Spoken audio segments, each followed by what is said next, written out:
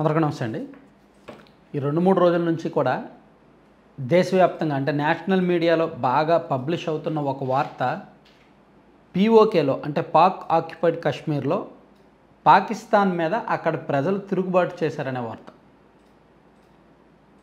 ఇది పాకిస్తాన్ను కాస్త కలవరపరిచే అంశం. ఎందుకంటే అక్కడ ప్రజల మద్దతు ఉంది కాబట్టే ఆ ప్రాంతం పాకిస్తాన్ గుప్పిట్లో ఉంది. పాకిస్తాన్ పీఓకేగా ఉంది.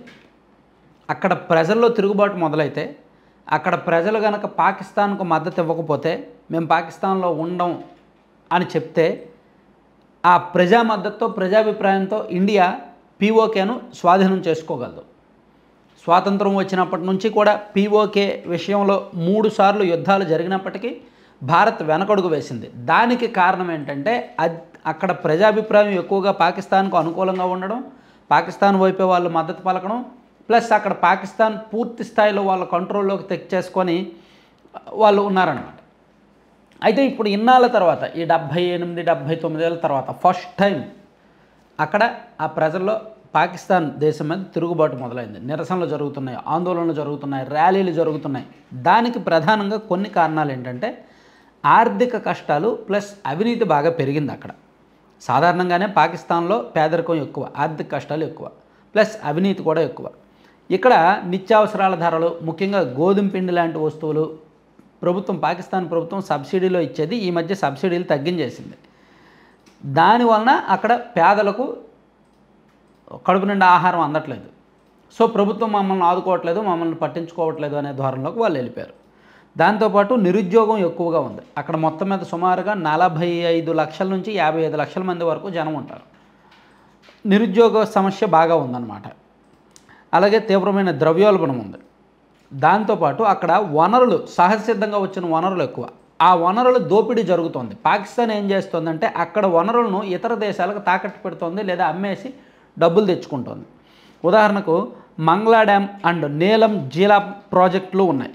ఇక్కడ నుంచి విద్యుత్ ఉత్పత్తి అవుతున్నప్పటికీ అక్కడ అంటే ఈ పీఓకేలో ఉన్న ప్రాజెక్టుల ద్వారా, వనరుల ద్వారా పాకిస్తాన్ విద్యుత్ ఉత్పత్తి చేసుకుంటుంది. కానీ ఇక్కడ ఉన్న వాళ్ళకి మాత్రం కరెంట్ ఎక్కువ రేట్ వస్తుంది, కరెంట్ ఛార్జీలు పెరుగుతూ ఉన్నాయి. మా ఏరియా నుంచి, మా వనరుల నుంచి విద్యుత్ ఉత్పత్తి చేస్తున్నారు, దేశ అవసరాలకు వాడుకుంటున్నారు, బయట దేశాలకు అమ్ముతున్నారు, కానీ మాకు మాత్రం రేటు ఎక్కువ ఉంది.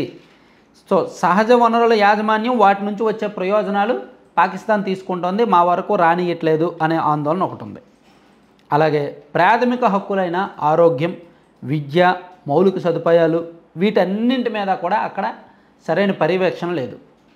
వాళ్ళకి కావాల్సిన కనీస సౌకర్యాలు అందడం లేదు, ప్రభుత్వ పథకాలు అందడం లేదు, డెవలప్మెంట్ జరగడం లేదు. ఏదో ఒక మూలని ఇసిరిపారేసిన ఏరియాగానే పాకిస్తాన్ చూస్తోంది.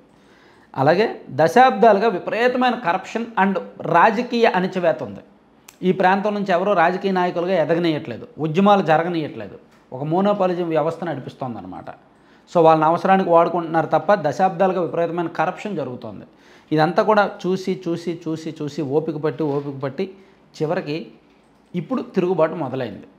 అసలు అక్కడ రాజకీయంగా ఎంత అణచివేత అంటే పాకిస్తాన్లో నివసిస్తున్న కాశ్మీరీల శరణార్థుల కోసం పీఓకే అసెంబ్లీలో 12 సీట్లు రిజర్వ్ చేశారు. దీనివలన స్థానికంగా పాలన బలహీనపడి ప్రాతినిధ్యం సరిగ్గా లభించడం లేదు అని ప్రజలు చెప్తున్నారు. సో దీనికి వాళ్ళు పెట్టుకున్న ఒక సొల్యూషన్ ఏంటంటే joint Awami action committee JAAC ఆధ్వర్యంలో ఇప్పుడు ప్రజెంట్ ఈ నిరసనలు, ఉద్యమాలు, సమ్మెలు జరుగుతున్నాయి. ప్రాథమిక హక్కుల కోసం, ఆర్థికంగా సమాన అవకాశాల కోసం, నిరుద్యోగ సమస్య పరిష్కారం కోసం, స్థానిక వనరులు స్థానికంగానే వాడడం కోసం, ఇక్కడ అభివృద్ధి చేయడం కోసం, మెరుగైన వస్తువులు కల్పించడం కోసం ఈ ఉద్యమాలు, సమ్మెలు పడుతున్నాయి.